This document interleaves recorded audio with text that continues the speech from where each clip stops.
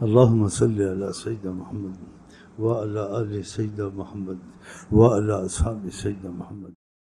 اگر رزق بہت چاہیے، آسانی بہت چاہیے، بغیر مشقت کے ہر طرف سے رحمت آئے، وہ رستہ حضرت محمد مصطفیٰ کے پاس ہے، اس پہ تھوڑا بہت چلتے ہیں، ہمارا رزق وسیع ہے، راحت ہے، رحمت ہے۔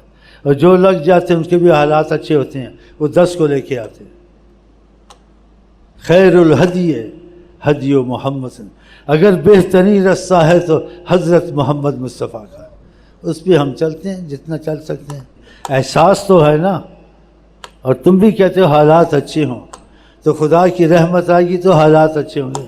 جو خدا کی رحمت سے دور بھاگیں گے، مسجد سے بھی بھاگتے ہو، خدا سے بھی بھاگتے ہو، تسبیح بھی چھوڑتے ہو، تو کہاں سے رحمت آئے گی؟ گھر میں مصیبت، فیکٹری میں مصیبت، ملک میں مصیبت، معیشت میں مصیبت، اچانک بارشیں آئیں، فلڈ آئیں، کتنا نقصان ہوا، دیکھا عراق کا کتنا نقصان ہوا، افغانستان۔ یہ خدا کی بات ہے، یہ میری بات نہیں ہے۔ وما اصابتکم من مصیبت فبما کسبت ایدیکم، تم پہ جو مصیبت آتی ہے تمہارے عملوں کی وجہ سے آتی ہے۔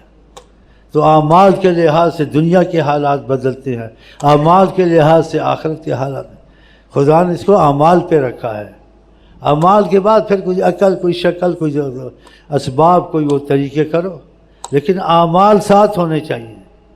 اگر اعمال نہیں ہیں تو بادشاہ ہو کے بھی تم مصیبت میں ذلیل ہو سکتے ہو۔